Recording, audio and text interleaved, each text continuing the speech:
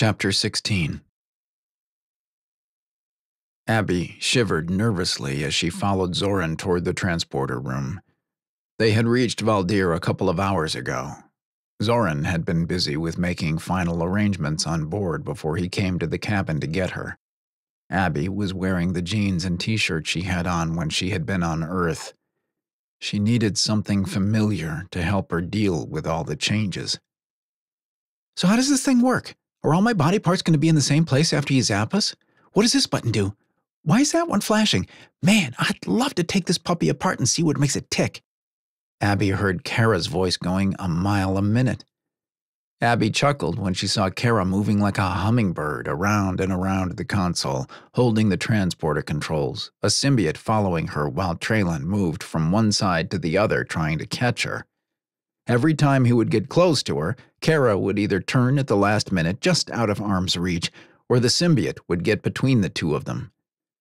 Trisha stood over to the other side with a stony stare on her face, Keelan's symbiot lying at her feet, with Keelan sending dark looks at her every now and then.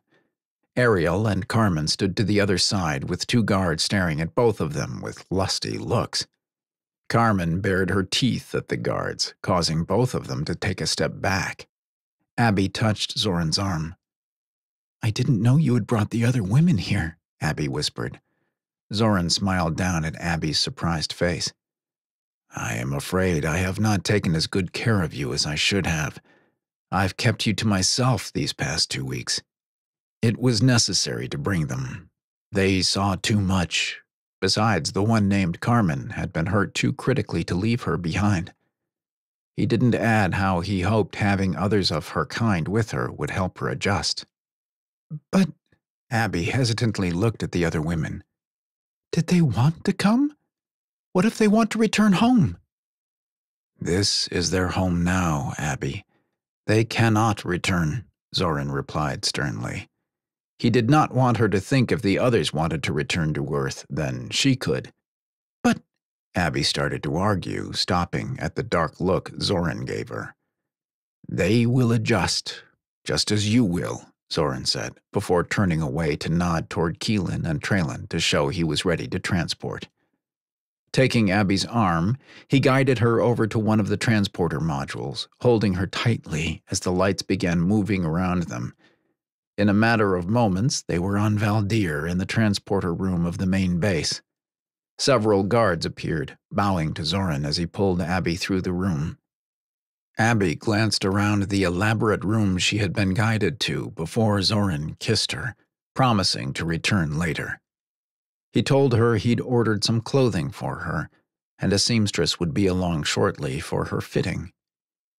Abby bit her tongue, trying not to give in to the anger building inside her. She was getting tired of Zoran's high-handed attitude of bossing her around. She paced back and forth, clenching and unclenching her fists. The more she paced, the madder she got. How dare he bring the other women here? Didn't he understand how it felt to lose everything you knew? Didn't he care if they had families who would worry about them and miss them? She was the one responsible for Kara, Trisha, Ariel, and Carmen being here. It was her fault. If she hadn't invited them to her home, they would have been safe. Abby wrapped her arms around her waist. She had to talk to them, see if they were happy. If not, she had to find a way to talk Zoran into returning them to Earth. He had to listen to her. She was so tired of him telling her she would adjust. How would he know? He wasn't the one who had been ripped away from everything he knew. He wasn't the one having to rely on someone else for his very existence. Abby was so upset she didn't even notice the small scales that had appeared on her arms. Abby ran her hands up and down her arms as she felt the tingling grow under her skin. Moving toward the open double doors leading to the balcony, she looked out over the mountainous terrain towering over the city. Her eyes were drawn to a commotion down below her. A small figure was running across the expanse of purple grass far below, when suddenly a huge golden creature resembling an eagle swooped down and picked it up. Abby couldn't contain the gasp from escaping her, as she covered her mouth with one hand, trying to follow the huge creature as it came higher and closer to her balcony. She jerked back as she saw the huge eagle was making a path straight for her.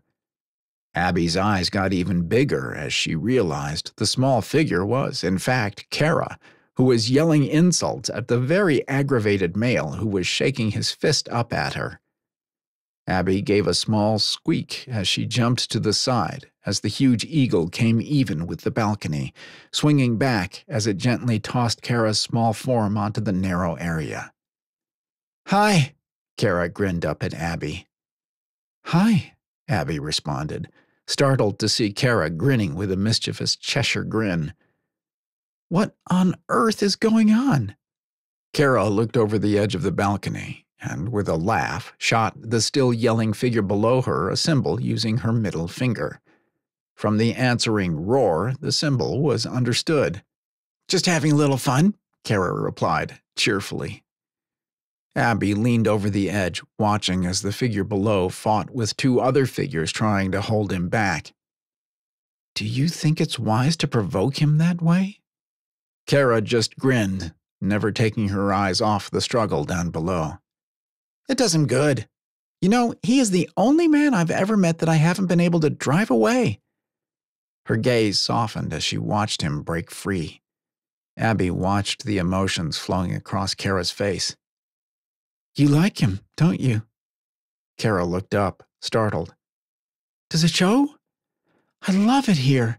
I've only been here a few hours, but I've never felt so free, so right."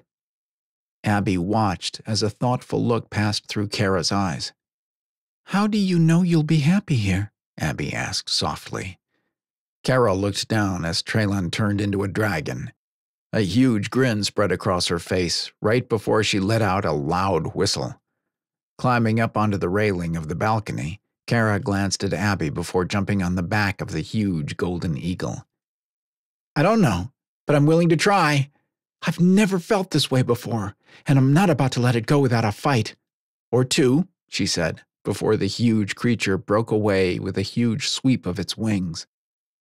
"I'll see you later at the dinner," Kara called, before the bird flew into a dive, barely missing the dragon coming up below it.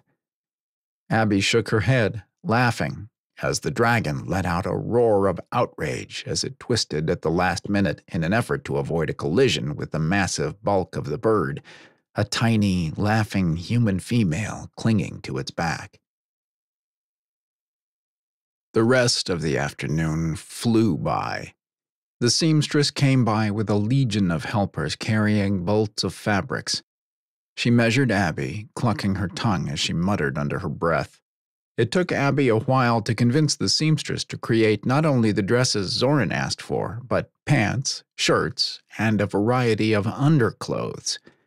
Abby had to finally threaten to not wear a thing that was made if the order did not include panties and bras. Abby learned quickly that such items were not common attire on Valdier. Abby was happy to hear the seamstress had also visited with the other women, including Kara, who was still on the loose, and clothing for them had already been ordered. Shortly after the seamstress left, a young man appeared at Abby's door. "Yes?" Abby asked, feeling sorry for the young warrior as he swallowed nervously. "My lady," the young warrior began, "Lord Zoran thought you might like the company of some of the other women who accompanied you to our world. He asked that I bring them to you, if that is permissible," he finished with a stutter. A bright flush covered his face as he tried to keep his gaze from the dragon's mark on Abby's neck. Abby smiled suddenly, feeling a very old 22 years. "I would love the company. Please bring them by immediately. Oh, can you have some refreshments served as well?" Abby said, as she watched him swallow and turn even redder. "Yes, my lady." The warrior's voice squeaked as he saw the dimples appear in Abby's cheeks as she smiled. He turned, almost tripping over his own feet as he hurried down the passageway. Abby just shook her head before closing the door. She was so confused.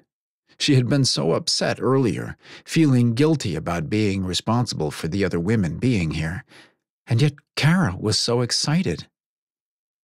I don't know, but I'm willing to try. I've never felt this way before, and I'm not about to let it go without a fight. Or two. Kara's words echoed through Abby as she recalled the look of hope and determination in Kara's eyes as she flew off. Lost in thought, Abby jerked when a sharp knock sounded on the huge wooden door, dragging her back to the moment. Laughter sounded as 2 out of the 4 of Abby's newfound friends and fellow Earthlings came into the room.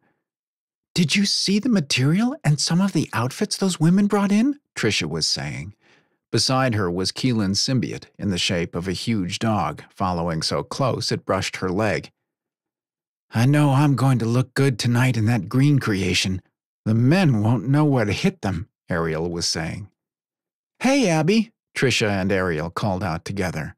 Both of them looked around curiously at the extravagantly decorated room. Wow, can you get over the size of this place? Ariel asked, as she moved aside to let by a young female servant who was carrying a tray of refreshments. Abby moved over to the low table and made room for the tray, quietly thanking the young girl who quickly bowed and left, closing the door behind her. Hi. Come, sit and have some refreshments, Abby said, as she poured 3 cups of tea before she settled into a plush, cushioned chair near the window. Isn't Carmen with you? Ariel let out a heavy sigh before shaking her head. No. Carmen is being Carmen. Abby's long hair draped over her shoulder and down one side as she pulled her long legs up under her. What does that mean? Trisha took another chair as Ariel sat down heavily on the couch across from Abby. Carmen has issues, Trisha said. Ariel gazed sadly out the window for a moment before she replied. Not issues so much as just so much pain. Ariel took a sip of her tea before she continued. She lost her husband 3 years ago and has never recovered from it. Do you think being here is making it harder on her? Abby asked. She felt the guilt rise up inside her again. Both Ariel and Trisha shook their heads. Ariel looked at Abby for a long moment before replying. I think being here was the best thing that ever happened to Carmen. She can't run away here, at least not like she has been doing. She was looking for a way to die and be with Scott again. She can't do that here. Trisha smiled mischievously. I don't think Creon is going to let her get away with running anymore. Who's Creon? Abby asked, looking back and forth as Ariel frowned back at Trisha. Creon is a scary son of a bitch, Ariel began. Who has the hots for Carmen, Trisha finished stubbornly, and is probably the only one who can break through the wall she's built. Ariel glared at Trisha for a minute before letting out a sigh. You're right, of course. Carmen would never have let go as long as she was back on Earth. I don't know if this Creon guy will be the one, but I have to agree he looked mighty interested when he first saw her. So, Trisha asked, looking at Abby, do you know what this dinner tonight is about? And has anyone seen Kara? Abby laughed as she explained what had happened earlier with Kara. It seemed, as of 15 minutes ago, Trelan was still trying to catch their nimble little dragonfly. As for the dinner tonight, I don't know. Zoran has been very hush-hush about it. The 3 women visited for the next hour before Trisha and Ariel made the excuse of having to go get beautiful for the evening. Abby thought back on the afternoon and had to admit she felt much better than she had in weeks. Sinking down into the fragrant water of the bathing pool, Abby realized her life back on Earth seemed more like a dream than a reality. She hadn't seen much of Zoran's world yet, but the little she had made her realize it was very beautiful, and perhaps, just perhaps, she could be happy here.